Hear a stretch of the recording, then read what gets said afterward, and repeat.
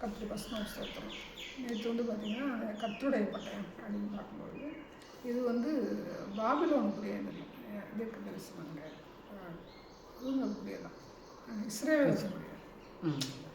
Babylon ராஜா வர்றது வந்து Babylon ராஜாவுக்கு வந்து கர்த்தருடைய பட்டயத்தை வந்து அனுமதிக்கிறார்.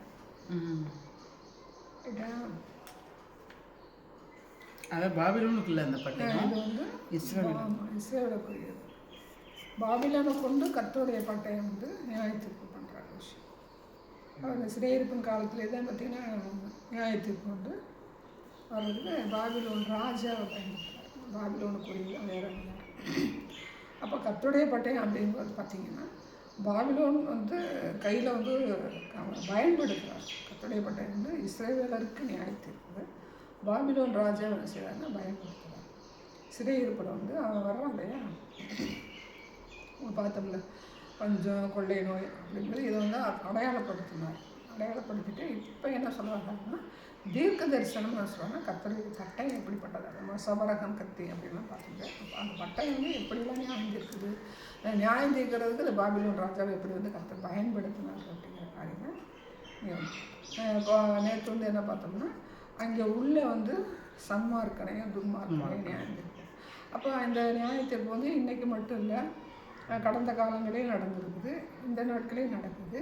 வருங்காலத்தில் வந்து அந்த எண்டு எங்கே போய் முடியும்னா அர்மகதான் யுத்தத்தோட இந்த பட்டயத்தோட நியாயத்தீர்ப்பு வந்து முடியும். இப்போ ஒரு 3 தலைமுடியை வந்து வெட்டி தூத்தி முடிஞ்செல்லாம் வைக்கிறாங்க இல்லையா. அப்போ ஒவ்வொன்றுக்கு நம்ம என்ன பார்த்தோம்னா பஞ்சம், பட்டை கொள்ளை நோய், அப்புறம் பட்டையை வெட்டி சாகிறது, இது எல்லாமே பண்ணுறோம். இப்போ இந்த பட்டயத்தை வந்து எப்படிலாம் பயன்படுத்தலாம், இந்த பட்டயத்தை வந்து பாபிலோன் ராஜா கையில் வந்து கொடுத்து வந்து எப்படி சார் பாபிலோன் ராஜா ஒரு பகடக்காயாக பயன்படுத்துகிறார். பாபிலோன் ராஜா வந்து பகடக்காயாக வந்து பயன்படுத்துகிறார். எப்படி பயன்படுத்துகிறாரு அப்படின்னா ஃபஸ்ட்டு வந்து என்ன ஆச்சுன்னு பார்த்தீங்கன்னா அங்கேருந்து வர்றாங்க, அதாவது பாபிலோன் ராஜாவை வச்சு பகடக்காயாக வச்சு பயன்படுத்துகிறார். யாருக்கு நியாயத்தீர்ப்புக்கு வந்து இஸ்ரவேலருடைய நியாயத்தீர்ப்புக்கு. அப்போ நேற்று என்ன பார்த்தோம் அப்படின்னா இஸ்ரவேலருடைய நியாயத்தீர்ப்பு பிரகாரம் செய்யணும். அந்த பட்டணத்துக்குள்ளே உள்ள சன்மார்க்கரையும் துன்மார்க்கரையும் என்ன செய்கிறாரு வைக்கிறார், பட்டயத்தை கொண்டு நியாயந்திருக்கிறார். சன்மார்க்கருக்கும் துன்மார்க்கருக்கும் அந்த பட்டணத்தில் உள்ள ஆட்கள் என்ன செய்கிறாருன்னா நியாயந்திருக்கிறார். எப்படின்னா பட்டயத்தால் என்ன செய்கிறாருன்னு நியாயந்திருக்கிறார். பட்டயம் எப்படிப்பட்ட பட்டயம் அப்படின்னு பார்க்கும்போது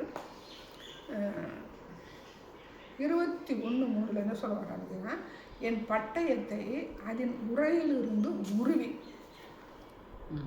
அப்போ நம்ம வந்து அடையாளப்படுத்தும் போது என்ன பார்த்தோம்னா அந்த முடியை வெட்டுறாரு, எல்லாமே பண்ணுறாரு. இப்போ என்ன சொல்கிறாங்கன்னா பட்டயம் உள்ளே இருக்குது, உரையில் இருக்குது. இப்போ என்ன சொல்கிறாரு, அந்த உரையில் நினைச்சுறாரு உருவிடுறாரு. அப்போ இந்த உருவின பட்டயம் வந்து எங்கே போய் முடியும் அப்படின்னு பார்த்தீங்கன்னா அர்மகதான் யுத்தத்தோடு தான் விஷயம் முடியும். இது இஸ்ரேலுக்கு மட்டும் உரியதில்லை, நம்ம நேற்று பார்த்த மாதிரி எல்லாருக்குமே என்னது உரியது. ரைட்டா? அப்புறம் எப்படின்னு பார்த்தீங்கன்னா 4 வந்து பார்த்தீங்கன்னா என்ன சொல்ல வராங்க பார்த்தீங்கன்னா தெற்கு துவைக்கு வடக்கு மட்டுமுள்ள எல்லா மாம்சம். 4வது வருஷம் பார்த்தீங்கன்னா தெற்கு துவைக்கு வடக்கு மட்டுமுள்ள எல்லா மாம்சம். தெற்கு துவைக்கு வடக்கு மட்டுமுள்ள எல்லா மாம்சம்.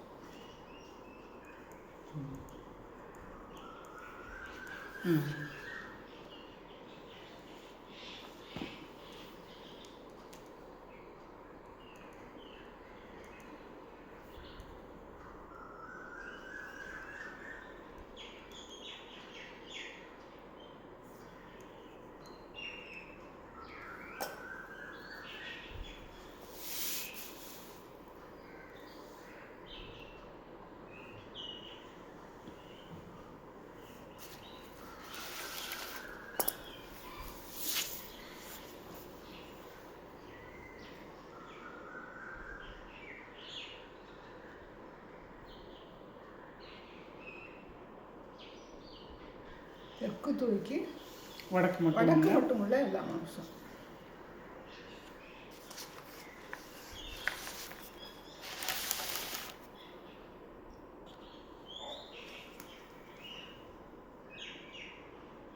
தெற்கு வந்து பார்த்திங்கன்னா யூதா இருக்குது, தெற்கு ராஜ்யம். தெற்கு வந்து யூதா. ஆமாம், தெற்கு தூக்கி வடக்கு அப்படின்னு பார்க்கும்போது என்ன இருக்குன்னா தெற்கு வந்து யூதா, தெற்கு ராஜ்யம்னு சொல்லி சொல்கிறோமா. வடக்கு வந்து இஸ்ரேல் ராஜ்யம். ஆமாம். அப்போ ரெண்டுக்கும் வந்து என்ன சொல்கிறாரு அப்படின்னா 4வது வசனத்தில் வந்து பார்த்திங்கன்னா தெற்கு துவைக்கு வடக்கு மட்டும் உள்ள எல்லா வம்சத்துக்கு விரோதமாக என் பட்டயம் அதில் உரையிலிருந்து புறப்படும். 5வது என்ன சொல்கிறான்னு பார்த்தீங்கன்னா உரையிலிருந்து உருவிட்டாரு. அது என்ன செய்யனா இனி உரைக்குள் திரும்பாது, அது எல்லா மாம்சமும் அறியும், அது இனி உரைக்குள் திரும்புவதில்லை. இப்போ 5வது அது உரையில் திரும்ப சொல்லும்போது பார்த்தீங்கன்னா அது என்ன ஆகுது பார்த்தீங்கன்னா அந்த அர்மகதான் இருக்கிறது பார்த்தீங்களா.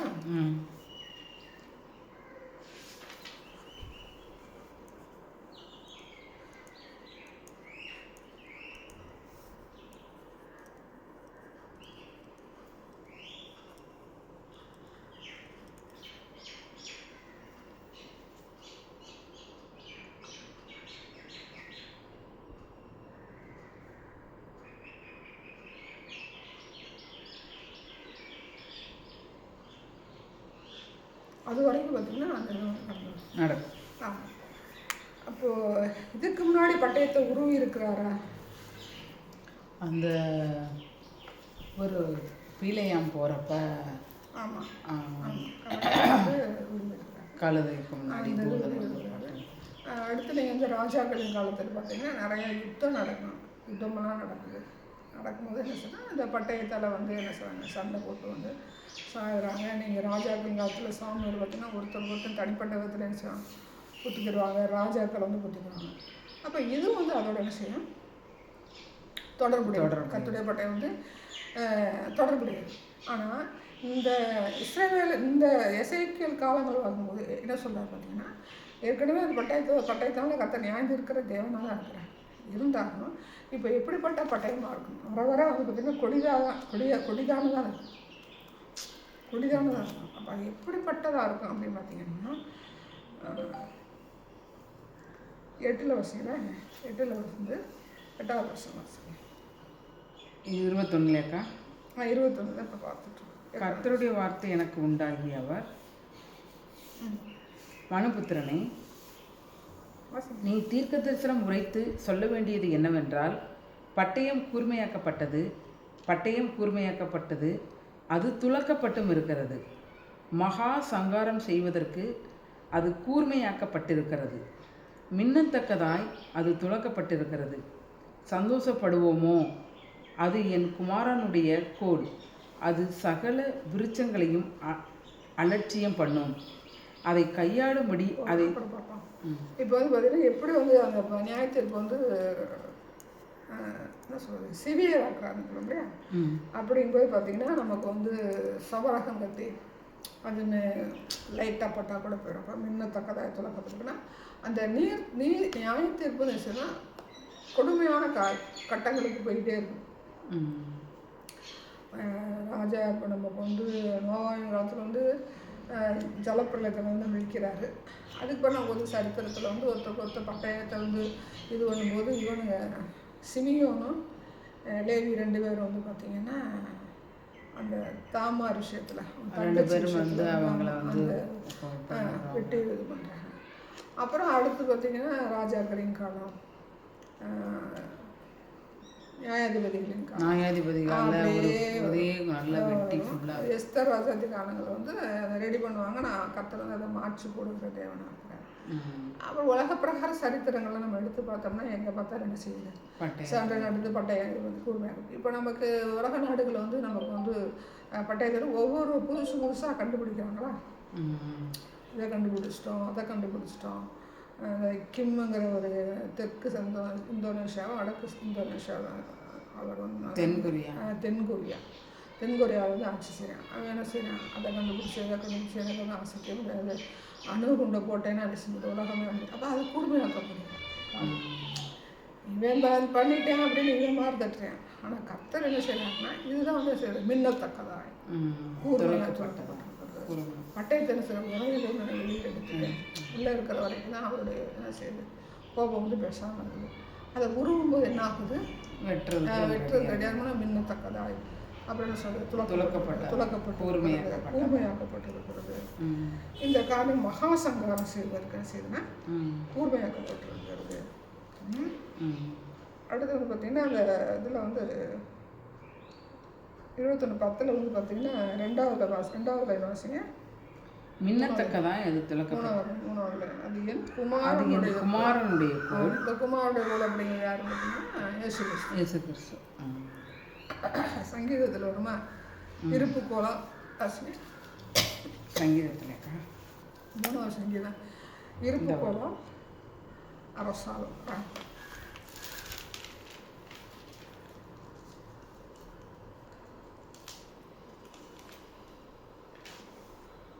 3வது சங்கீதம் அக்கா. 2 நினைக்கிறேன். 2:9 சங்கீதம் 2:9. இருப்பு கோலால் அவர்களை நொறுக்கி குயக்களத்தை போல் அவர்களை உடைத்து போடுவீர் என்று சொன்னார். சங்கீதத்தை சொல்கிறார். இப்போ ராஜாவை வந்து பார்த்தீங்கன்னா பொதுவாக வந்து பார்த்தீங்கன்னா என்ன செஞ்சு இப்போ நான் கையில் ஒரு என்ன செஞ்சுருப்பாரு, ஒரு கையில் ஒரு கோலை வச்சுருப்பாங்க. எப்போ பார்த்தாலும் வந்து அந்த இடது கையில் ஒரு கோல் வச்சுருப்பாங்க. பார்க்குறீங்களா? அதுதான் செங்கோல் அப்படின்னு சொல்லி அதை நான் நேர்மையாக வழி நடத்துறதுக்காக அடையாளம். இது வந்து இயேசுவோட இந்த கோல் வந்து பார்த்திங்கன்னா நியாயத்தீர்ப்பு. இருப்பு கோலால் அப்படிங்கும்போது அது என்னென்னா இருப்பு என்னன்னா இரும்பு, நியாயத்தீர்ப்பு கோல் தான். எங்கே வந்து முடியும்னா அவருடைய நியாயத்தீர்ப்பு தான். பட்டயத்தை துளைக்கி குறுமையாக்கி மின்னத்தக்கதாக குறுமையாக்கி கடைசியில் எங்கே போய் முடியும்னா நியாயத்தீர்ப்பு நாள் என்ன செய்யணும் அங்கே தான் வந்து போய் முடியும். ஏன் அந்த அளவுக்கு வந்து நியாயத்தீர்ப்பு நாள் கொண்டுட்டு போகிறாங்க சொல்லுங்கள். நியாயத்தீர்ப்பு நாளில் கொண்டு போகிறான்னா வெளியில் எடுத்துட்டாரு, அப்புறம் மின்னத்தக்கதாய் பண்ணுறாரு, அப்புறம் என்ன சொல்கிறாரு வளர்க்குறாரு. அப்படிங்கும்போது அணுகுண்டெல்லாம் இப்போ உலகம் அழிகிறதுக்கு ரெடியாக ஆமாம் ரெடியாக இருக்குது. கத்தர் ஓகேண்டாருன்னா உலகம் முடிஞ்சிச்சு. அது ஒரு நாள் வரும், அது ஒரு நியாயத்தீர்ப்பு. லாஸ்ட்டு எண்டுக்கு என்ன செய்கிறாரு? நியாயத்தீர்ப்பு நாளுக்கு என்ன செய்கிறாரு? இந்த பட்டயத்துடைய காரியங்களை அப்படியே தொடர்ந்து கொண்டு போய் முடிக்கிறார். நியாயத்தீர்ப்பு நாளில் வந்து முடிக்கிறார். ஏன்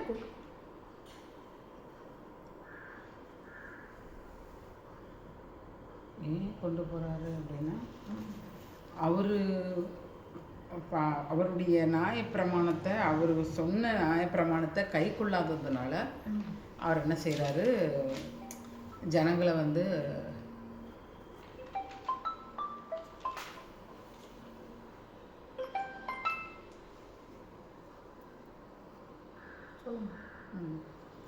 அவருடைய நியாயப்பிரமாணத்தை மீறுறதுனால இஸ்ரவேல் ஜனங்கள் முதல்லையே அவங்கள கானான் தான் கொண்டு போனார். ஆனால் அவங்க ஜனங்கள் முறுமுறுத்து எல்லாமே வந்து என்னது தேவனுக்கு விரோதமாக செஞ்சாங்க.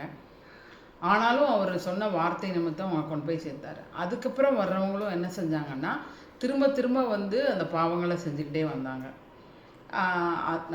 எல்லாத்துக்காகவும் என்ன செஞ்சார்? கடைசியில் நமக்காகவும் மறிக்கப்பட்டு அவர் உயிர் தெழுந்தார். ஆனால் எல்லாருமே வந்து என்ன செய்யணும், அந்த உலகத்தில் இருக்கிறவே சீர்படுத்துறது அப்படிங்கிற ஒரு காரியமும் எடுத்துக்கலாம். அதுக்கும் மீறி நம்ம வந்து நம்மளுடைய கண்கள் திறக்கப்படாமல் சத்தியத்தை அறிஞ்சும் நம்ம வந்து செய்யாமல் இருக்கிறப்ப பனிஷ்மெண்ட்டு கொண்டு போகிறோம். இப்போ மனசு வந்து என்ன செய்யணும், அவங்களுக்கு வந்து இருதயம் வந்து கடினமாயிடும்.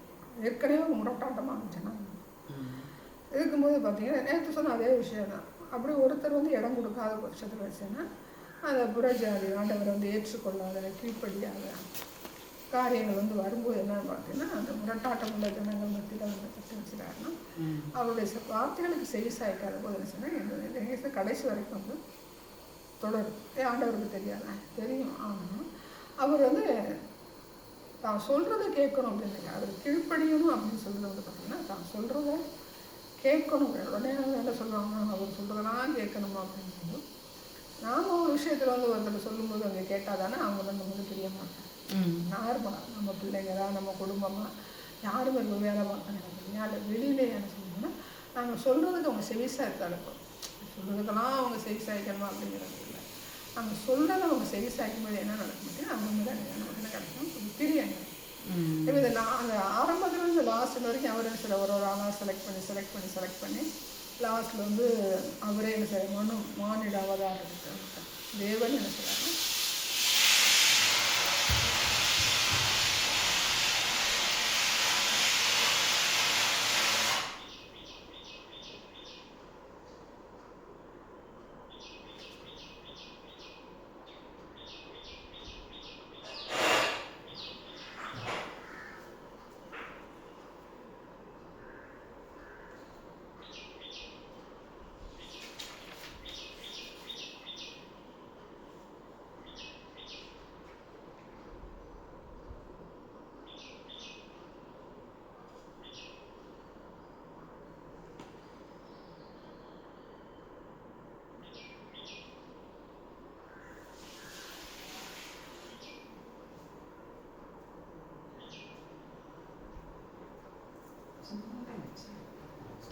சரி. அப்போது எல்லாருக்கும் என்ன செய்கிறாருன்னா அவர் என்ன செய்கிறாருன்னா கீழ்ப்படியே தான் சொல்லுவார். இப்போ மெயினாக வந்து பார்த்திங்கன்னா இஸ்ரேல் தேசத்தில் வந்து அவர் வந்து பட்டயத்தை வந்து அனுப்புகிறார் அப்படின்னு பார்த்தீங்கன்னா அது பரிசுத்தமான நகரம், ராஜாவின் நகரம், மகாராஜாவினுடைய நகரம். அப்போ அவர் இஸ்ரேல் தேசத்தில் பிரித்து எடுத்து பரிசுத்தமாக்கி கொண்டு வரும்போது திரும்பவும் அவங்க என்ன செய்கிறாங்கன்னா கர்த்தரை விட்டு தூரம் போகும்போது என்ன பண்ணாங்கன்னா அவங்களுக்கு ஒரு பனிஷ்மெண்ட், விசேஷித்த பனிஷ்மெண்ட். இப்படி விசேஷமாக வந்து என்ன செய்கிறாங்க, பிரித்து எடுத்த விசேஷித்த பனிஷ்மெண்ட் அறிந்தவனுக்கு அப்போ நான் அறியாமலே இருக்கலாமே அப்படின்னு சொல்லுவாங்க. அறியாமலே இருக்கிறது வந்து அது டோட்டலாக வந்து ஃபஸ்ட்லேருந்து அறியாமலே இருப்பாங்க. ரைட்டா? ஆண்டவர் வந்து அறிந்து கொண்டு பின்மாறுறவங்க வந்து பார்த்திங்கன்னா அவரை அறிகிற அறிவில் வந்து வளர்ந்துட்டாங்கன்னா அவங்க பின்மாற மாட்டாங்க. ஒரு பின்மாற்றக்காரன்னு சொல்லுவாங்க. எல்லாத்தான் இருந்தான் என்னன்னு தெரியல, உடனே என்ன பின்மாறி போயிட்டோன்னு சொன்னான். அவரை அறிகிற அறிவில் நம்ம வளர்ந்துட்டோம்னு சொன்னால் பின்மாற மாட்டோம். பின்மாறிட்டேன் அப்படின்னா அவன் என்ன செய்யல, அவன் வந்து ஃபுல்லாகவே மேலே வரல அப்படிங்கிறது ஒரு ரட்சிப்புக்குள்ளே கடந்து வருவான் பார்த்துருக்கோம். அப்புறம் ஒரு நல்ல வேலை கிடைக்கும், ஒரு நல்ல குடும்பம் இருக்கும், ஏதாவது ஒரு சம்பவம். நார்மலாக உலகத்தில் இருக்கிற ஒரு பிறப்பு, ஒரு இறப்பு, இல்லை அவங்க கேட்ட ஆம்பளை பிள்ளை பிறக்கலை, இல்லை எங்கள் வீட்டில் ஒன்று முக்கியமான ஆட்கள் வந்து என் ஒய்ஃபை வந்து நான் கர்த்தர்கிட்ட கேட்டு தான் நான் என்ன செஞ்சேன், இந்த கல்யாணத்தை நான் பண்ணினேன், என் ஒய்ஃப் வந்து செஞ்சுட்டாங்க, இறந்து போயிட்டாங்க அப்படின்னு அப்படி பின்மாறி போயிடுவான். ஒரு உதாரணத்துக்கு தான் சொல்கிறேன். அப்போ ஏன் பின்மாறுங்க? உலகத்தில் நடக்குது, உலகத்துக்குள்ளே இருந்தாலுமே ஒரு கணவன் கல்யாணம் பண்ண உடனே ஒரு ஒரு மனைவி இறந்து போகிறது இல்லையா, இல்லை நம்ம வந்து கேட்குற பிள்ளைன்னா உலகத்தில் இருந்தாமல் 2 பொம்பளை பிள்ளையாக பிறக்கிறாங்க, 3 பொம்பளை பிள்ளையாக பிறக்கிறாங்க, கடைசி வரைக்கும் அந்த பழைய காலங்களில் 5 பொம்பளை பிள்ளை அப்படிலாம் பிறந்திருக்குல்ல. அப்போ கர்த்தருக்குள்ளே வந்துட்டு அவங்க என்ன செய்வாங்க, நல்லதே நடக்கணும்னு சொல்லி அவங்க மென்டாலிட்டி இப்படி மாறி உங்களுடைய மனநிலை வந்து எப்படின்னா நல்லது நடந்தால் ஆண்டவர் தான் பண்ணுவாங்க. நல்லது நடந்தேன் அப்படின்னா நான் நல்லா இருக்கணும், நான் எல்லாம் செய்கிறதுல எதுவுமே தீமை செய்கிறது அவங்க வந்து எதிர்பார்க்குறது. தீமை அப்படிங்கிறத விட கர்த்தர் வந்து அனுமதிக்கிறார் அப்படிங்கிற அடுத்த கட்டத்தில் உலகத்தில் இருக்கிற எல்லா மனுஷனுக்கும் நமக்கு என்ன இருக்குது, சாவு வரும், அவனுக்கும் சாவு வரும், கர்த்தருக்கு இல்லாதவனுக்கும் சாவு வரும். நம்ம பிள்ளைங்க நல்லா படிக்காமல் போகும், அவன் பிள்ளைங்க நல்லா படிக்காமல் போகும். அப்போ என்ன சொல்லுவான்னா அந்த பிள்ளை விக்கிரகங்களை கும்பிடுது, அந்த பிள்ளை வந்து பார்த்திங்கன்னா கலெக்டர் ஆகிடுச்சு, எஸ்ஐ ஆகிடுச்சு, இன்ஸ்பெக்டர் ஆகிடுச்சு, நம்ம பிள்ளை வந்து மக்களாக இருக்காங்க. ஆனால் நீங்கள் சுற்றி நம்ம வந்து உலகத்தை ஃபுல்லாக பார்க்கலாம், நம்ம ஏரியா மட்டும் பார்க்கக்கூடாது. அப்போ கிறிஸ்தவங்களை என்ன செய்கிறாங்க, உயர்ந்த பதவியில் இருக்கிறவங்க நம்ம பார்க்கணும். அப்போ இங்கேயும் இருக்காங்க, அங்கேயும் இருக்காங்க. அங்கேயும் என்ன நடக்கும், விபத்து நடக்கும், அங்கேயும் மரணம் நடக்கும், இங்கேயும் விபத்து நடக்கும், இங்கேயும் மரணம் நடக்கும். அப்போ அதுக்கு நமக்குள்ள வேறுபாடு என்னன்னு சொல்லி பார்க்கும்போது தான் நம்மள அவரை அறிகிற அறிவில்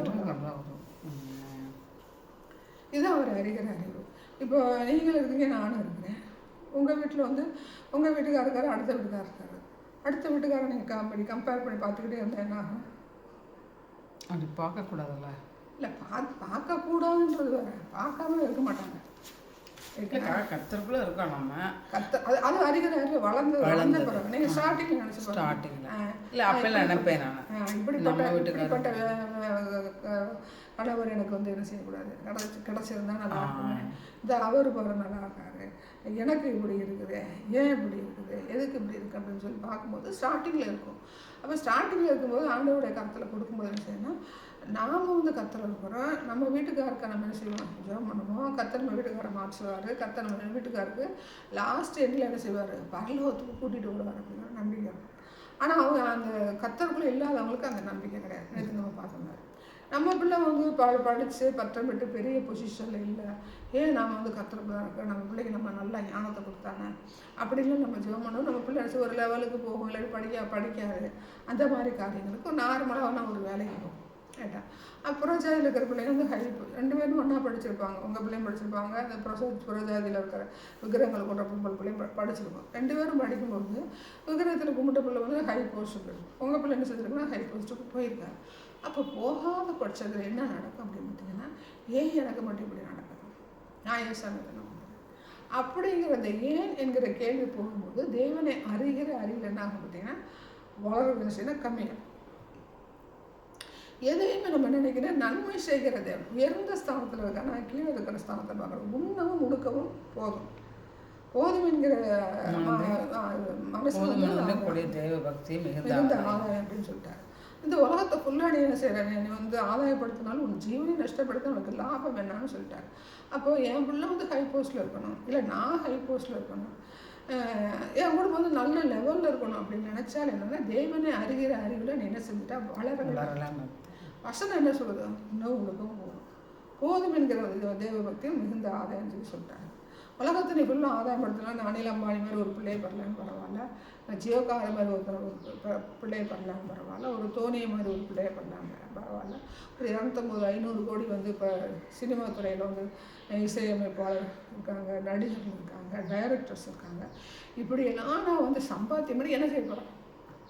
அப்போ என் பிள்ளை வந்து மார்க்கு கம்மியாகுது, படிக்கலை, அது முட்டாளாகவே இருக்குது அப்படின்னு அது சர்ச்சுக்கு போகுது, அது ஜோம் பண்ணுது, கர்த்தருக்கு அந்த காரியங்கள் என்ன செய்யுது, கடந்து வருது அப்படிங்கும்போது நான் என்ன சொல்கிறேன், கர்த்தருடைய சந்ததி என்ன செஞ்சேன் விவச்சரிக்கை அது வளருது.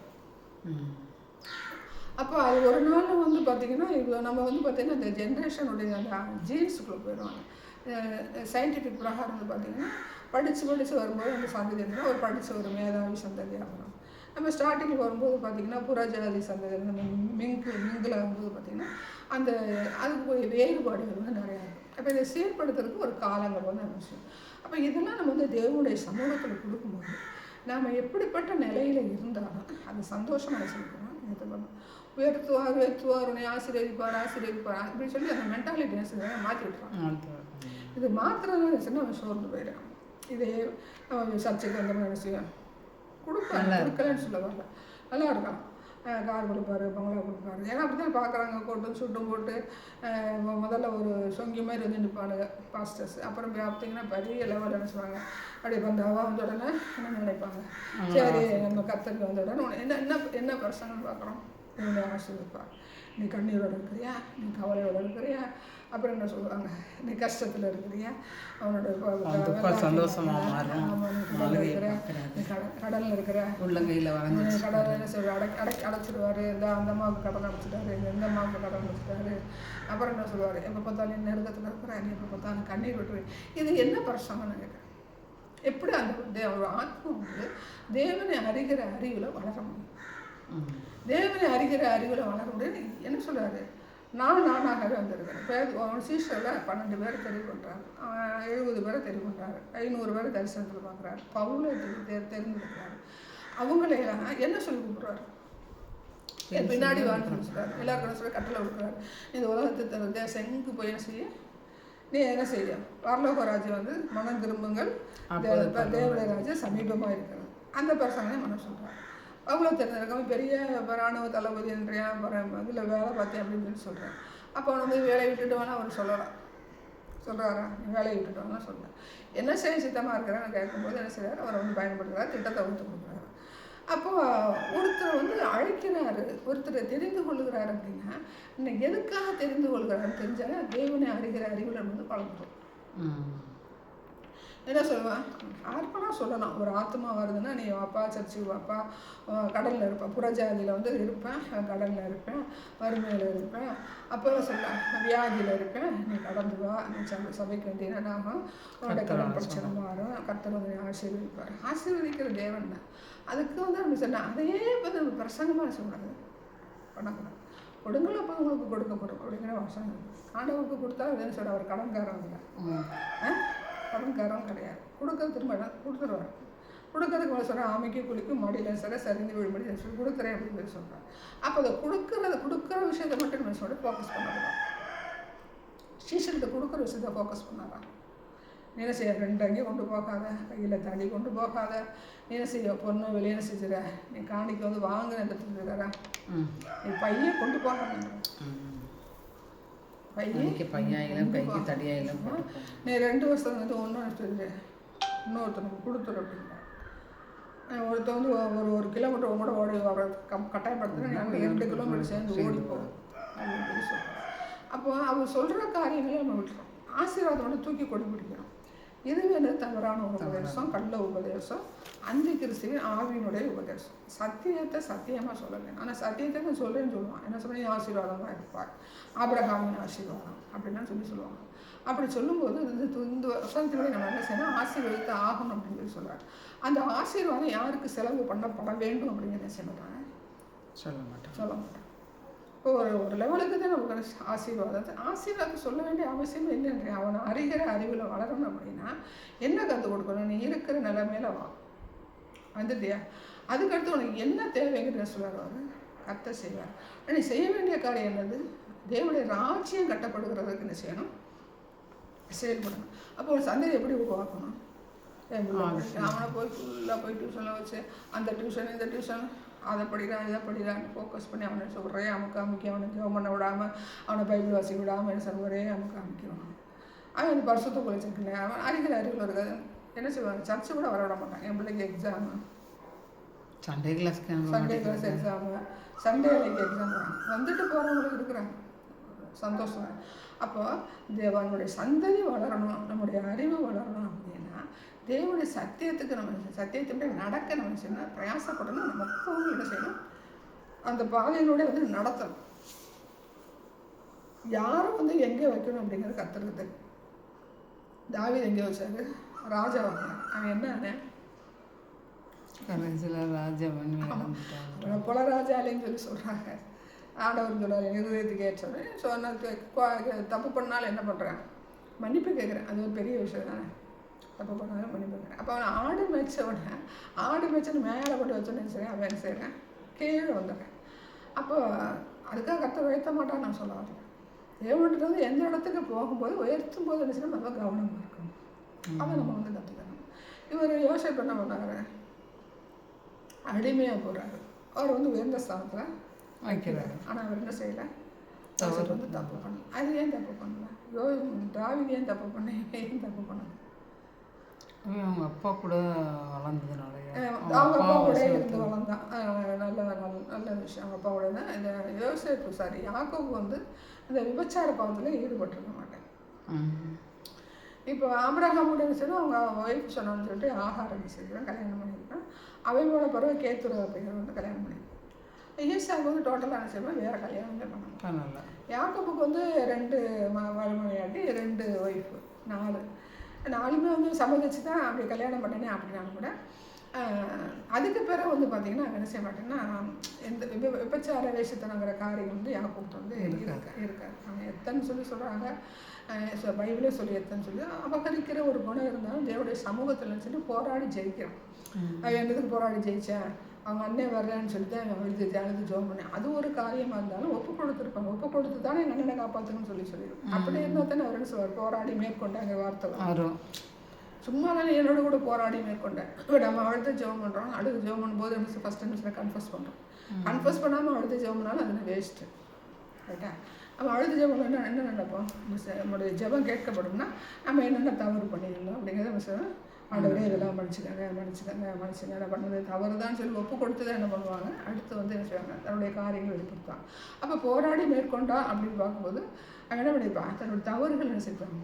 இல்லை அவன் எத்தனை கிடையாது, அவங்க அம்மா சொன்ன பேச்செல்லாம் கேட்டான்னா அவன் எத்தனை தான் அவங்க அண்ணனை அது பேர் என்ன கூழுக்காக செய்கிறேன், அது அபகரிக்கிறேன். அப்போ அவனுடைய கேரக்டர் அந்த நேரத்தில் அவனுடைய கேரக்டர் அப்படி இருந்தது. ரெண்டாவது அவன் வரும்போது பயப்படுறான்.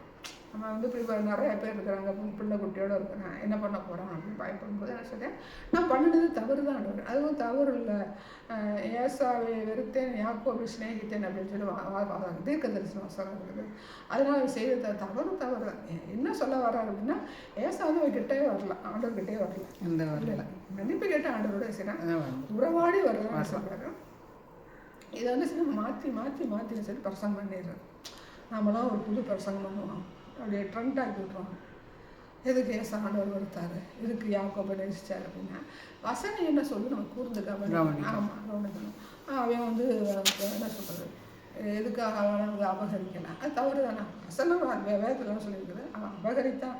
ஒரு கூடை கொடுத்துட்டு ஒரு சொத்தை எழுதுவாங்கன்னு அது அபகரிக்கிறது தானே. சேஷ்ட புத்திரவாக 2 அப்படிங்கிறாங்க.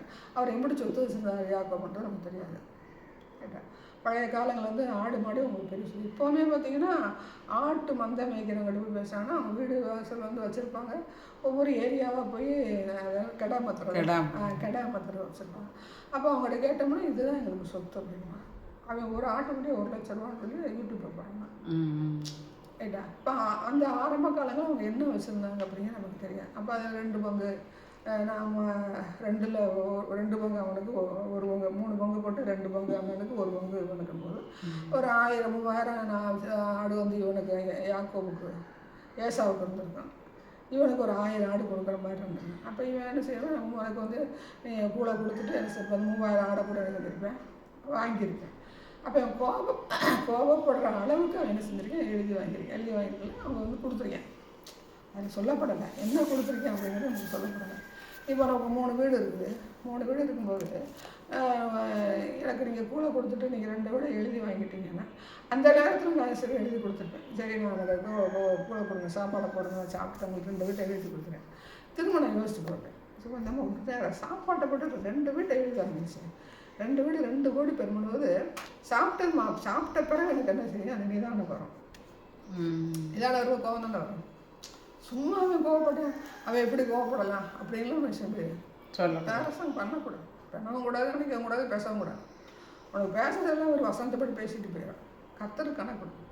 அவன் கடும் கோபம் உண்டாவனாகி அப்படின்னு வரும்.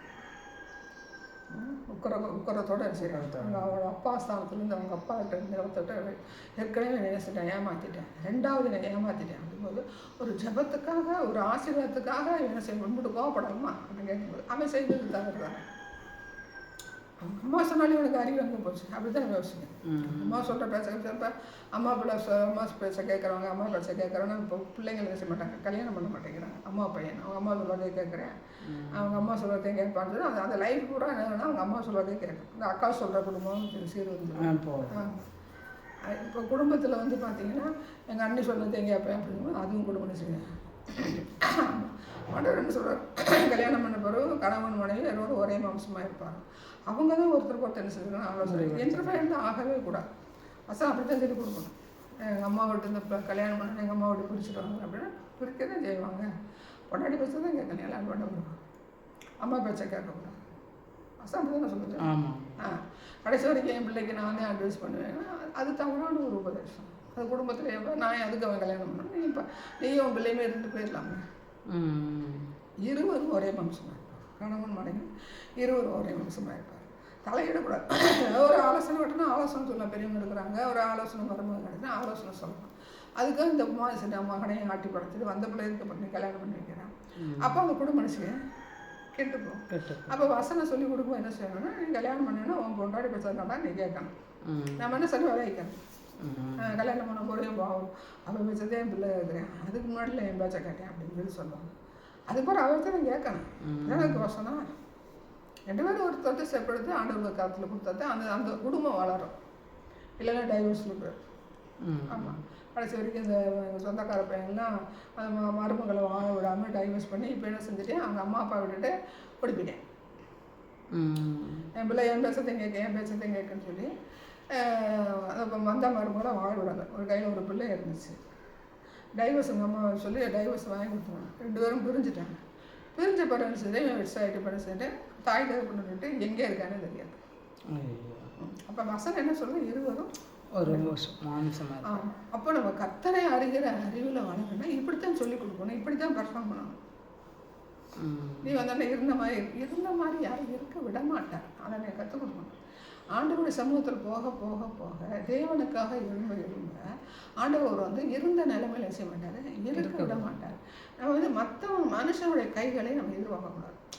ஒரு என்ன சொல்கிறது, ஒரு சபைக்கு போனால், ஒரு சபையில் நம்ம வந்து ஆராதிக்க போனால் நினச்சுவேன் பாஸ்ட்டே எல்லாத்தையும் கேட்பாங்க, எனக்கு அது இல்லை இது இல்லை, அதை வாங்கி கொடுங்க இதை வாங்கி கொடுங்க. அப்படியே நம்ம எதிர்பார்க்கக்கூடாது. நம்ம போகிறது ஆண்டவரை தேட போகிறோம் அப்படிங்கிற காரியத்தில் இருந்துச்சுன்னா அவங்கள வந்து உருவாக்கணும். சர்ச்சுக்கு போகிறேன்னா சரி, ஆண்டவருக்காக போகிறேன். எனக்கு சர்ச்சுக்கு போகிறதுக்கு என் கையில் 100 ரூபா நீ கேளு. நீ கேட்காமலே கொடுப்பாரு. சர்ச்சுக்கு போன நினச்சல செய்வார், கேட்காமலே கொடுப்பாரு. அதை நம்ம வந்து கற்றுக் கொடுக்கணும்.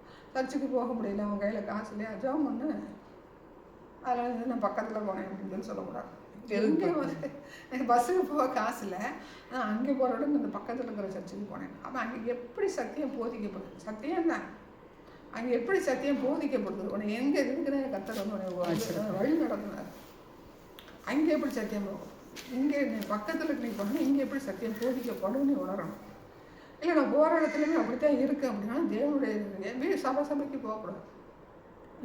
ஒரு சபைக்கு தான் போகலாம். கர்த்தர் வந்து ஃபஸ்ட்டு வந்து எந்த சபையில் ஒன்று வச்சுருக்குறாங்களோ கடைசி வரைக்கும் அந்த சபையில் தான் இருக்கணும். அதுவும் ஒரு சத்தியம்.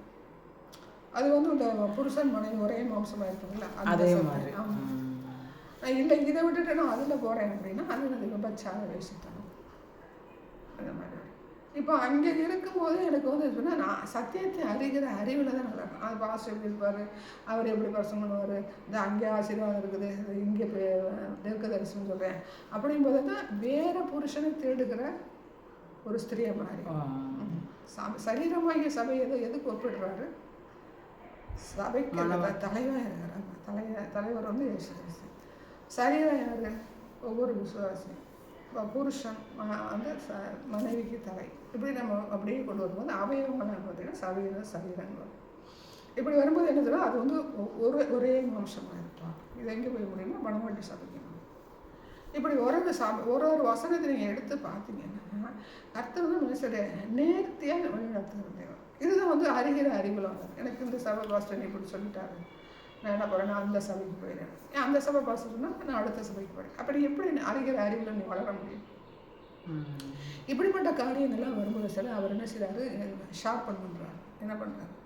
மின்னத்தக்கதாய் துலங்கத்தக்கதாய் என்ன பண்ணுறாருன்னா ஷார்பன் பண்ணி என்ன செய்கிறாரு, நியாயத்திற்கு நேரம் என்ன செய்கிறாரு, சபையவோ ஒரு விசுவாசியவோ ஒரு புறஜாதியோ இவன் கர்த்தருக்குள்ளே இப்படி இருக்கிறேன், புறஜாதியை டோட்டலாக என்ன செஞ்சுருவேன், கர்த்தர்கிட்ட தூரம் போயிடுவேன்.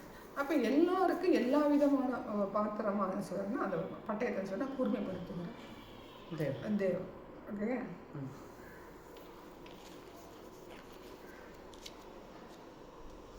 ஓகே. இங்கே வருங்க.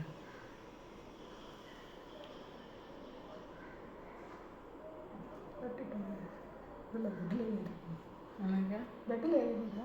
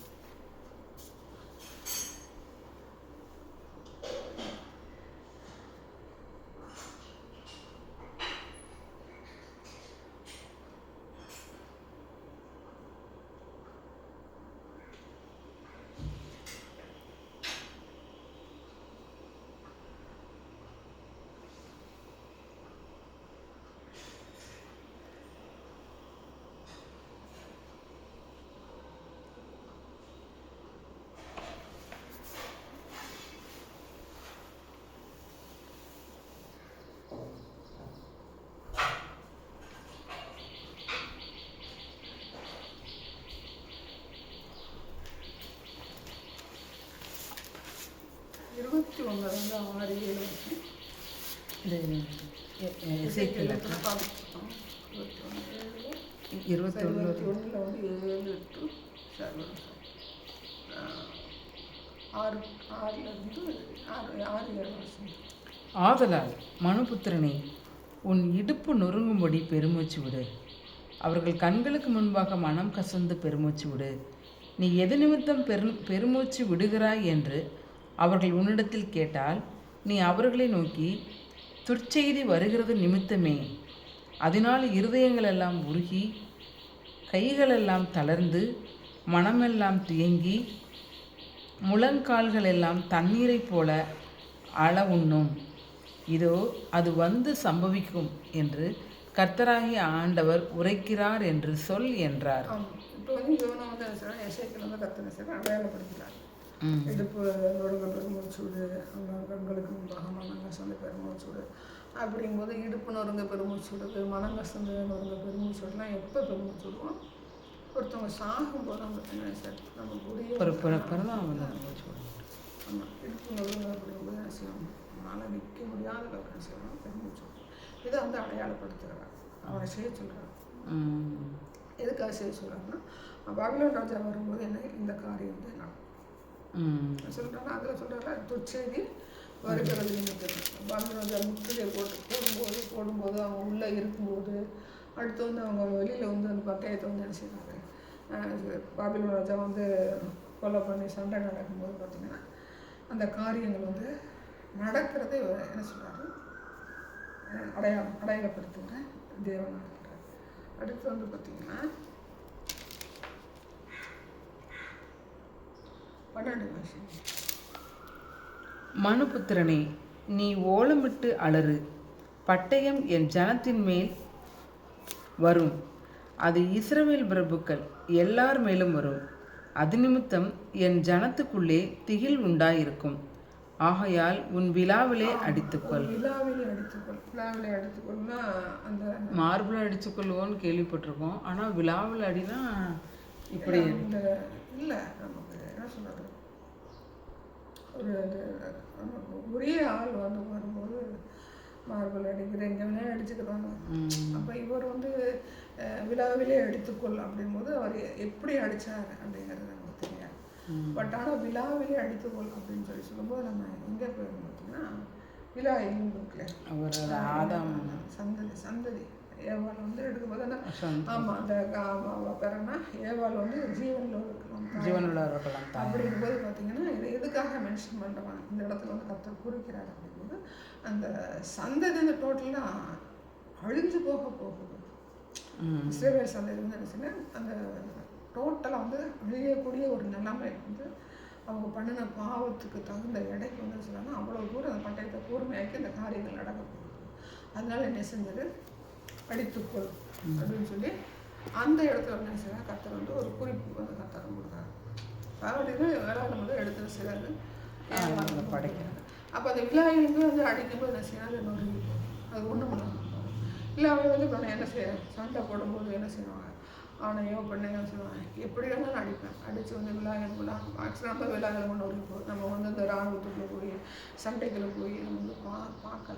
ஆனால் பட் ஆனால் நம்ம சண்டை நடக்கும்போது நம்ம விழா ஏறும்போது எல்லாமே நொறுங்கும்போது என்ன அது கடைசியில் ஒரு சந்ததி உருவாக்க முடியாத ஒரு லெவலுக்கு என்ன சொல்லுவாங்க வந்துடும். அந்த சந்ததி அழிய போகிற ஒரு கொடுமையான ஒரு கொடூரமான ஒரு காரியம் தான் நடக்க போகுது அப்படிங்கிற அந்த பட்டயம் வந்து அப்படிப்பட்ட ஒரு பட்டயம் அப்படிங்கிறத அந்த காரியத்தில் செய்கிறாரு. இந்த இடத்துல என்ன சொல்ல வர்றாரு.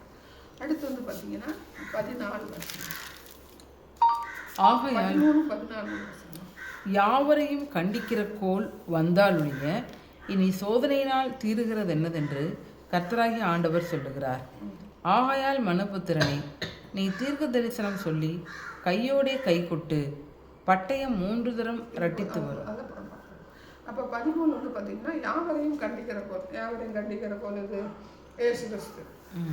இந்த ஏசு கிறிஸ்து வந்து எங்கே போகும், கண்டிக்கிற கோல் எங்கே போய் சேர, நியாயத்தீர்ப்பு நாள் இருப்பு கோலால் வந்து அரசாண்டு அந்த கண்டிக்கிற கோல் எங்கே வரும், நியாயத்தீர்ப்பு நாளுக்கு போயிடும். கண்டிக்கிற கோல் அப்படின்னா இப்போ ராஜார் வந்து கண்டிக்கிறாரு. எப்படி கண்டிப்பார், நல்லா படிக்கணும். அது வந்து வாயில கண்டிக்கிற கோல் அப்படின்னு கண்டிக்கிற கோல்னா அவர் கையில பெரம்பு வச்சு இந்த அடிப்பாங்க. காலங்களில் எல்லா இடத்துலையும் அடிப்பாங்க. இப்போ வந்து அடிக்க வேண்டாம் அப்படிங்கிற வரும்போது கண்டிப்பில்லாத ஒரு காலம் வந்துருச்சு. அப்போ அது நியாயத்திற்கு இருக்கும்போது கண்டிக்கிற கோல் எங்கே வரும்? நியாயத்திருப்பில். ஆமாம், நியாயத்திற்கு வரும். அப்போ தீர்க்கதரிசனம் சொல்லும்போது சொல்கிறாரு, மின்னுறது, அந்த பட்டயத்தை இது பண்ணுறது, தொடக்கிறது அப்படிலாம் பண்ணும்போது அதனுடைய நியாயத்தீர்ப்பினுடைய உக்கரத்தை வெளிப்படுத்துகிறார். குமாரனின் கோலை தீர்க்கதரிசனம் சொல்லும்போது ஆண்டவர் வருவார், அவர் இருப்பார். கண்டிக்கிற போது நியாயத்தீர்ப்பினாலே தீர்க்கதரிசனத்தில் வெளிப்படுத்துகிற தேவனாக இருக்கிறார். உடனே எல்லாத்தையும் நடத்துவார் அப்படின்னு கிடையாது. ஆண்டவர் இப்போ இவர் வந்து ஆண்டவருக்கு சேசுக்கு வர்றதுக்கு முன்னாடியே சொல்கிறார்.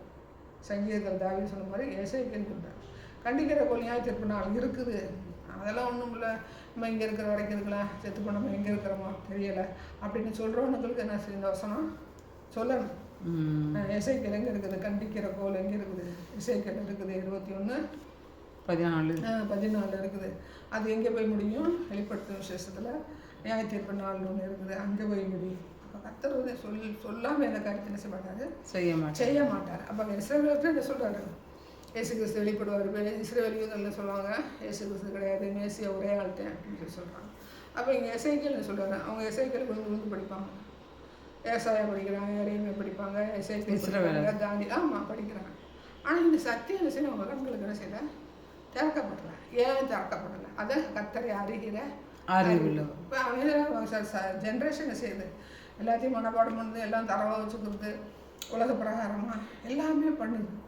பண்ணனாலும் இயேசு கிறிஸ்துவை செய்ய முடியல, அவங்க அறிய கொள்ள முடியாது. அறிகிற அறிவில் அவங்க வளர முடியல. அறிகிற அறிவுகளும் எவ்வளோ மனப்பாடம் பண்ணுறேங்க. ஆனால் ஒரு யூதன், ஒரு எபிரேயன், இஸ்ரவேலன், இந்த உலகத்தில் இருக்கிற எல்லாத்துல நான் அந்த வல்லரசு என்னை அப்படிப்பட்ட ஒரு ஆளாக என்ன செஞ்சுருக்காரு, என்னை படைச்சிருக்காரு. எபிரேயனும் ஒரு பெரிய கத்து, எபிரேயன் அப்படின்னு சொன்னாலே ஒரு பெரிய ஒரு ஸ்தானம் கட்ட கொடுத்துருக்குறாரு. இஸ்ரவேல்னு சொன்னாலே ஒரு பெரிய ஸ்தானம்.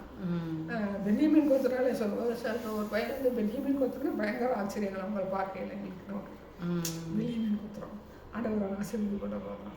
அவன் இதெல்லாமே இங்கே பண்ணி பைபிள் பார்த்துருந்தேன். ஆனால் இன்னைக்கு இருக்க அந்த பென்யமீன் கோத்திரம் ஒரு சந்தோஷம். ஆஹா, நம்மளும் சொல்கிறதுக்கு ஒருத்தர் இல்லை இந்த கோத்திரம்னு சொல்கிறது. அப்போ அந்த இடத்துல அவங்களை வச்சிருக்கிறார். அப்போ இதெல்லாம் இருக்கும்போது அவரை அறிகிற அறிவில் என்ன செய்ய முடியல, நம்மளால வளர முடியும். அவன் வந்துட்டு அந்த ஒரு பையன் வந்துட்டு பென்யமீன் கோத்திரம் வந்து பைபிள் காலேஜில் வந்து ஆண்டவர் தொட்டு கிருபி அதெல்லாம் அப்போ அவன் அறிகிற அறிவில் சரி இதெல்லாம் சொல்லியிருக்கிறாங்க, இது இதோட லிங்காக அதை லிங்காக எனக்கு புதிய ஏற்பாடே வேண்டாம் அப்படின்னா ஒரு பிள்ளையை அவங்களே படிக்க வைக்கிறாங்க. படிக்க வைக்கும்போது என்ன யோசிக்கிறாங்க, படிக்க வைக்கும்போது எல்லாத்தையும் படிக்கணும். விவசாயத்தை படிக்கணும், அவன் ஒரு அதாவது ஒர்க் ஷாப்பாக ஒரு கம்பெனி ஃபேக்ட்ரி வைக்கணும், அதை குறித்து படிக்கணும். படிச்சுக்கிட்டே அவன் நார்மலாக படிக்கணும். 10th +1 +2 காலேஜெலாம் படிக்கிறேன். படிச்சுட்டு அடிஷ்னல் என்ன பண்ணணும்னா அவன் ஒரு தொழில் வைக்கிற மாதிரினா அதை குறித்து படிக்கணும். ஒரு திராட்சைத்தோட ஒரு பண்ணை வச்சு வைக்கிறான்னா அதை குறித்து படிக்கணும். படித்து முடிச்சுட்டு அதை எடுத்து நடத்தின பிறகு என் கல்யாணமே பண்ணானே. இவ்வளவு சட்டத்திட்டம் போடுறாங்க, பரவாயில்ல. ஏன் அது பழைய ஏற்பாடு இருக்கும்போது புதிய ஏற்பாடு ஒன்று இருக்குது. குரானே கூட வச்சுக்கோ, குரான் ஒன்று இருக்குது. அங்கே வந்து ராமாயணம் கம்பராமாயணம் குரானை பற்றி தெரியும், புதிய ஏற்பாடை பற்றி தெரியும். படித்து பாரு, என்ன சொல்கிறாங்க, நாளையும் கற்றுக்கிறேன், நாளையும் தெரிஞ்சுக்கிறோம் அப்படின்னு சொல்லி சொல்கிறாங்கல்ல. படிக்கவே மாட்டேன்னா அது அறிகிற அறிவில் மட்டுப்படுறோம்.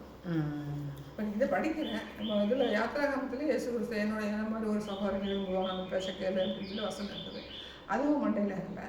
ஏசாயா என்ன இருக்குது, சங்கீதத்தில் தாவீது ராஜா தான் வசதிக்காக கொடி பிடிப்பேன். உலகத்துலேயும் வந்துட்டு எங்கள் ராஜா அவன் மாதிரி அவன் வந்து ஆளுகை செய்யலை அப்படிங்கிறதுலாம் உண்மை தான். தாவீது ராஜா மாதிரி யாருமே பண்ண முடியல அப்படின்னு. அப்போ அதை குறிச்சு போது தாவீதே பாடி வச்சுருக்கேன், இருப்பு கோளாறு அரசாழ்வார் அப்படின்னு. அப்போ நீ அது கண்ணு திறக்கப்பாடு, இருப்பு கோளாறு அரசாழ்வார் அப்படின்னா நீ உட்காந்து என்ன ஏதுன்னு பார்த்தா தானே உனக்கு தெரியும். இங்கே ஒரு குமாரனுடைய கோள் இருக்குது. இப்போ நம்ம இதோட வரிசையை படிச்சுக்கிட்டே வந்தேன். என்ன யோசிச்சோமா சொல்லுங்க? இல்லை படிச்சிருக்கேன். கண்டிக்கிற கோள்னு பார்க்குறோம். அப்போ உட்காந்து தேவனுடைய சமூகத்தில் இருந்து அதை குறித்து நம்ம தியானிச்சு தேடி பார்க்கும்போது என்ன கற்றுருந்து அது காரியங்களை வெளிப்படுத்துகிறார்.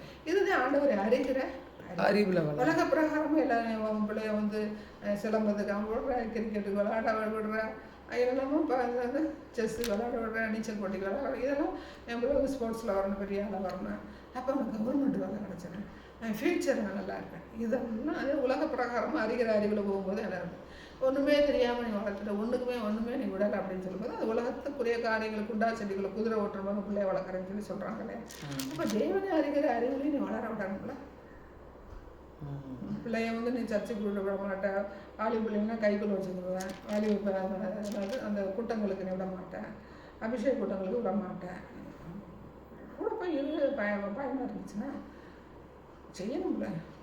நீ ஸ்கூலுக்கு விடும்போது எப்படி நம்பி விடுற, காலேஜ் விடும்போது எப்படி நம்பி விடுற, டியூஷனுக்கு விடும்போது எப்படி நம்பி விடுற, வேலைக்கு விடும்போது எப்படி நம்பி கற்றுக்கிட்ட சர்ச்சுக்காரங்க மட்டும் நீ ஏன் பயப்படுற? இப்போ பிள்ளை எப்படி வளரும்? நீ வளராதாலும் பிள்ளை வளரல, நீ வளர்த்தாலும் பிள்ளை வரும். அப்போ தேவனை அறிகிற அறிவு எப்படி எனக்கு முக்கியமாக இருக்கணும்.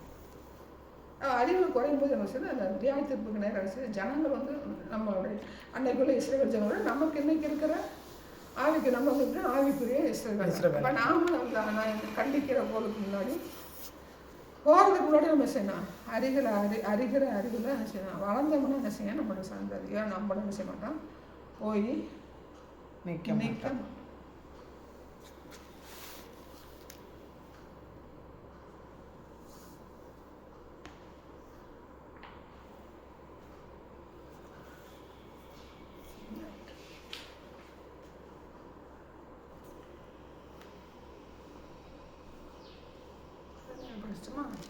அடுத்து வந்து பார்த்தீங்கன்னா 14 வருஷங்க. நீ அதில் வந்து பார்த்தீங்கன்னா நீங்கள் தீர்க்க தரிசனம் சொல்லி கையோட கை போட்டு. அப்போ இந்த இடத்துல என்ன பண்ணுறாங்கன்னா எசேக்கியேல் வந்து தீர்க்க தரிசனம் சொல்லிட்டு கையை சொல்கிறாங்க, கையை தட்ட சொல்கிறாங்க. இது எதுக்கு தட்ட சொல்கிறாரு, எதுக்கு தட்ட சொல்கிறாரு? ஒருத்தன் ஜெயிச்சா செய்வோம் கை தட்டும், ஒரு சந்தோஷப்பட்டா கை தட்டும்.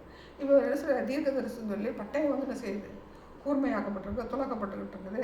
உனக்கு நேரம் என்ன செய்வது வரப்போகுது. அந்த பட்டையை வர்றதை பார்த்துட்டு நீ கையோட கை தட்டு. இது எந்த விதத்தில் நம்ம எடுத்துக்கலாம், நியாயத்தீர்ப்பு வரப்போகுது, நீ கையோட கை போட்டுன்னு எப்படி வச்சுக்கலாம், எந்த விதத்தில் எடுத்துக்கலாம். அதாவது நியாயத்தீர்ப்பு வரும்போது கையோட கை போட்டுன்னு சொன்னால் இது எப்படி? நியாயத்தீர்ப்பு வர்றப்ப யாருக்கும் சந்தோஷமா வரப்போகிறேன் அப்படின்னு தெரியுது. ஆனால் நீ என்ன செய்ய, கையோட கை கொட்டு அப்படின்னு சொல்லி சொல்கிறாங்க. என்னாகும் 24:10.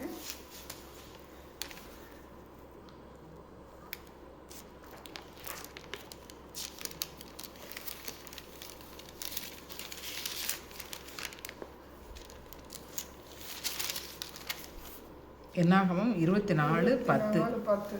அப்பொழுது பாலாக் பீலேயாமின் மேல் கோபம் உண்டவனாகி கையோட கைத்தட்டி. ஆமாம் போ. இப்போ இங்கே என்ன நடக்குது, அவன் அந்த அந்த இடத்துல வந்து அவன் என்ன நடக்குதுன்னா அவன் சொல்கிறத செய்கிறதுக்கு அவன் செய்கிறேன். பீலேயாமை வந்து பாலாக் வந்து வர சொல்கிறேன், அவன் சொல்கிறத செய்கிறதுக்கு வர சொல்கிறேன். ஆனால் அவன் என்ன செய்கிறான், அவன் சொல்கிறத செய்கிற, கர்த்தர் சொல்ல செய்கிறேன். ஆனால் இந்த இடத்துல நம்ம அதை எடுத்துக்க வேண்டியது அப்படின்னா, ஒருத்தர் சொல்கிறத செஞ்சால் என்ன ஆகும், சந்தோஷப்படுவோம். ஆனால் இப்போ வந்து நியாயத்திற்கு வருது, பட்டயம் துளக்கப்பட்டிருக்கு, மின்னப்பட்டிருக்கு, உரையிலிருந்து கத்துறது உருவி எடுக்கிறாரு. அப்போ கொடுமை வருது, நீ இடுப்பு நொறுங்க அப்படின்னு சொல்லி சொல்கிறாரு, மனங்கசந்தன்னு சொல்லி சொல்கிறாரு.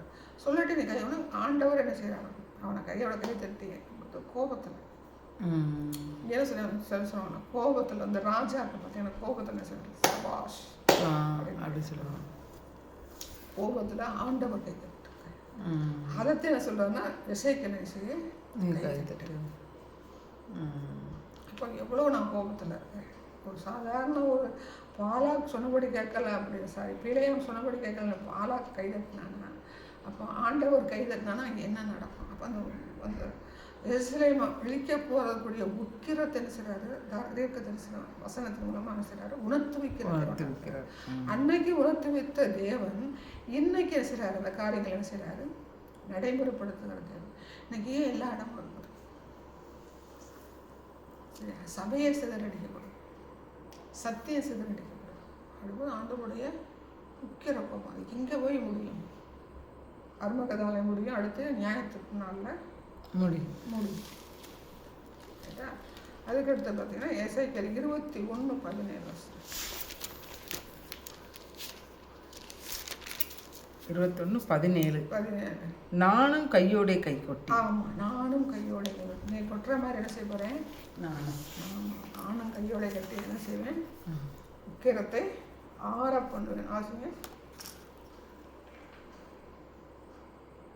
14 தானக்கா? 17. நானும் கையோட கை கொட்டி என் உக்கிரத்தை ஆற பண்ணுவேன், உக்கிரத்தை ஆற பண்ணுவேன் என்று கர்த்தராகிய நான் சொன்னேன் என்றார். அவர் சொல்லிட்டு நான் என்ன செய்வேன், அந்த அவருடைய கோபத்தின் எல்லையில், கோபத்தின் உச்சிக்கு சொல்லுவாங்கள்ல, கோபத்தின் உச்சத்துக்கு போயிட்டார். அப்படி போகும்போது என்ன நடக்கும் சொல்லி பார்த்தீங்கன்னா,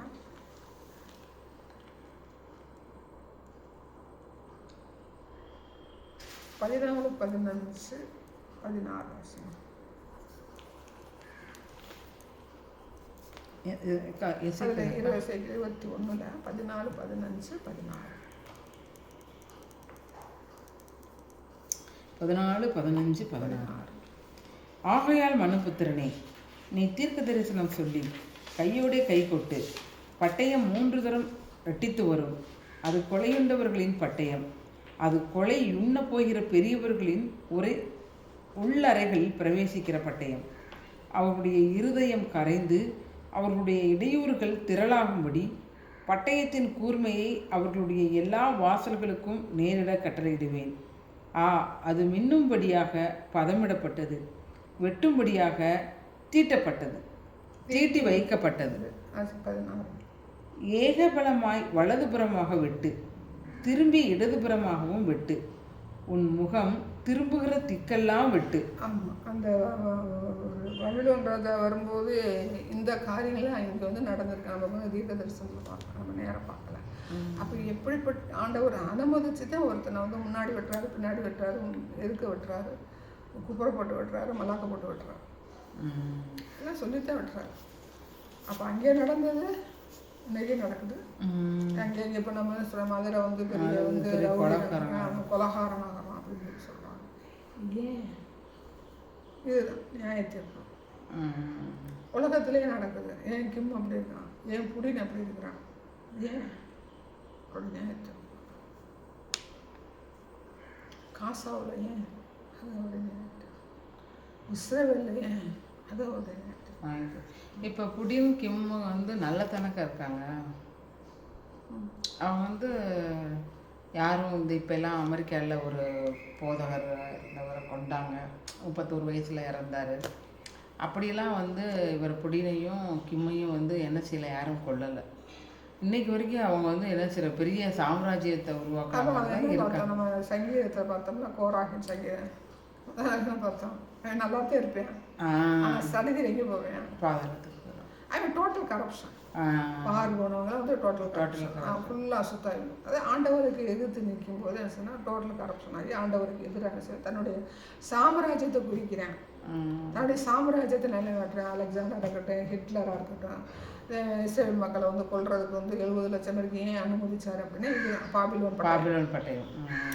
அவர் நியாயம் தீர்க்கிறதுக்கு ஒரு ஆளை பகட காயா வச்சிருவாரு. இன்னைக்கு கிம் வச்சிருக்காரு, விளையாடி புட்டின் வச்சிருக்கிறாரு அப்படின்னா அவன் வந்து அவனுடைய தவறு, ஆண்டவர் தவறு. அவர் வந்து அவனை சரி நீ இப்படி இருடான்னு சொல்ல மாட்டான். அவன் பிசாசு உள்ள போய் டோட்டலாக என்ன செஞ்சுறேன். ஆமாம், தேவனுடைய பிள்ளைகளுக்கு எதிராக மாறுறேன், தேவனுடைய சத்தியத்துக்கு எதிராக மாறுறேன், தனக்குன்னு ஒரு ராஜ்யத்தை கட்டுறேன். ஆண்டு வருஷம் தேவனுடைய ராஜ்யத்தை கட்டுறேன். சபை நடத்தினால நீ உனக்குன்னு ஒரு ராஜ்யம் கட்டக்கூடாது.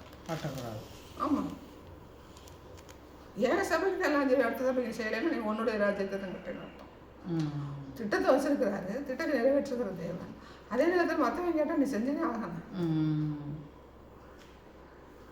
ஆண்டவர் எனக்கு சபையை கொட்ட சொன்னார், ஆண்டவர் எனக்கு நிறுத்த வச்சிருப்ப என்ன இதை வந்து நான் பார்ப்பேன் அப்படின்னா அப்போ நீ எது நீ ஒரு அந்த கிறிஸ்து ஆவியுடைய ஒரு ஆள் தான்.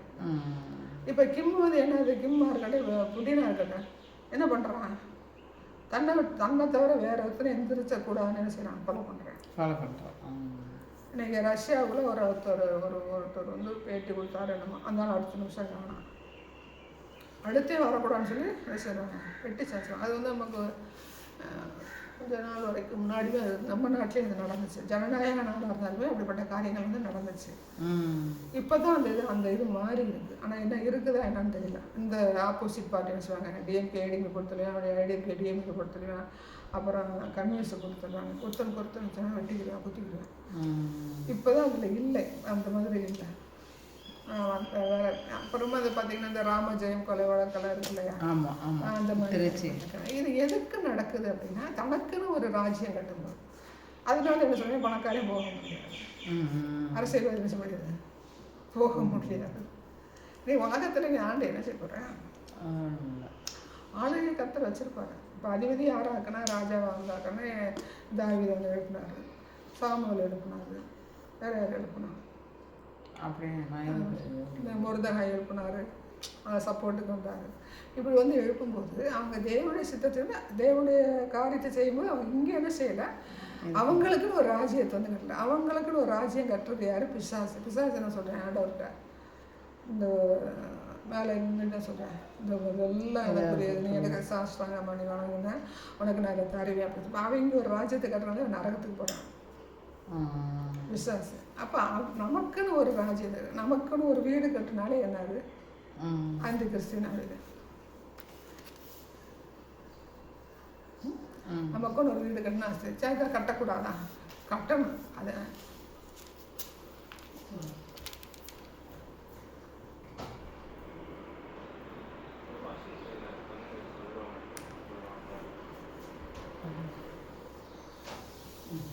நமக்குன்னு ஒரு வீடு கட்டணும். ஆனால் அது யாருக்காக பயன்படணும், ஆண்டவருக்காக. நீ எத்தனை வீட்டை கட்டி எத்தனை பங்களா போட்டு பூட்டி வச்சு உனக்குன்னு வைக்கல, உனக்குன்னு ஒரு ராஜ்யம் கட்டும்போது என்ன ஆகி, எதையுமே சேர்த்து வைக்கக்கூடாது. சேர்த்து வைக்கிறேன்னு தவறுன்னு சொல்லலை, சேர்த்து வச்சா அது ஆண்டவருக்காக வைக்கணும். நீ எனக்காக இப்போ நான் ஒரு வீட்டை கட்டுறேன், இந்த வீடே இருக்கட்டும், இந்த வீட்டில் என்ன பயன்படுத்தணும், கஷ்டப்பட்டு ஒரு சனிக்கிழமை வெள்ளிக்கிழமை பிரேயர் வைக்கிறோம், ஆண்டவருக்காக அது பயன்பட்டால் கணக்கு கொடுக்க மாட்டோம். ஆண்டவருக்காக பயன்படாத பட்சத்தில் என்ன நடக்கும், அது வந்து கிறிஸ்தனம். அப்படி தானே சொல்கிறேன், இது எனக்கு நீ வந்து சாஸ்திரம் ஆண்டவர் படைச்ச ஆண்டவரே கேட்கறேன் இல்லையா. அப்போ அந்த ஆண் உள்ளது அப்படி எனக்கு எனக்கு எனக்கு சொல்லுவாங்க, நான்கிற சுயம் சாகணும், அது நம்ம முனிவரானே, நான் சாமியாரானேன்னு சொல்லி சொல்லுவாங்க. ரஜினிகாந்த் கூட போய் நான்கிற சுயம் சாகணுட்டு போய் நான் குகையில் போயிருந்தேன் இல்லையா. குகையில் நம்ம சாக முடியாது, அறிகிற அறிவில் வாழ்ந்தாலே நான் எனக்கு இது வேணும், எனக்கு இந்த கார் வேணும் இல்லைன்னு சொல்லுவேன். அந்த காரை எதுக்காக பயன்படுத்தணும், எனக்காக பயன்படுத்திக்கலாம், தவறு கிடையாது. நான் ஆண்டவருக்காக செய்யணும், ஆமாம், எனக்காக வீடு கட்டிக்கலாம், தவறு கிடையாது. அது யாருக்காக பயன்படணும், ஆண்டவருக்காக. நீ கூட்டு குடும்பமாக வந்து நீ குடும்பமாக பண்ணுறேன்னா அது வந்து தவறு தான். ஆண்டவருக்காக பயன்படாத அது தவறு கிடையாது. கூட்டு குடும்பம், உங்கள் வீட்டில் கூட்டு குடும்பம்லாம் இருந்தீங்கல்ல, அது பெரிய விஷயம் கிடையாது. ஆண்டவருக்கு என்ன செய்யணும், இருக்கலாம், கூட்டு குடும்பம் இருக்கணும். அதே நேரத்தில் ஆண்டவருக்காக வாசலுக்கு திறந்து கொடுக்கணும். லீதியால் கூப்பிட்டானா உங்கள் வீட்டுக்கு வாங்க சாப்பிடுன்னு சொல்லி. இப்போ எவ்வளோ விஷயங்கள் இருக்குது, நம்ம என்ன செய்யணும், தனாட்டாக இருக்கும்போது என்ன செய்கிறாரு, துளக்குறாரு, அங்கிட்டு விட்டு இங்கிட்டு விட்டு எல்லா விட்டையும் விட்டு. சரி, நீங்கள் வந்து என்ன நிறையா இருக்குது இல்லைங்க, அடுத்த வாரம் பார்ப்போம். நிறைய ஒரு மணி நேரம் இருக்குங்களா, தொட்டோம்னா நம்ம அடுத்த பாயிண்ட் பண்ணிடலாம். ஆமாம்.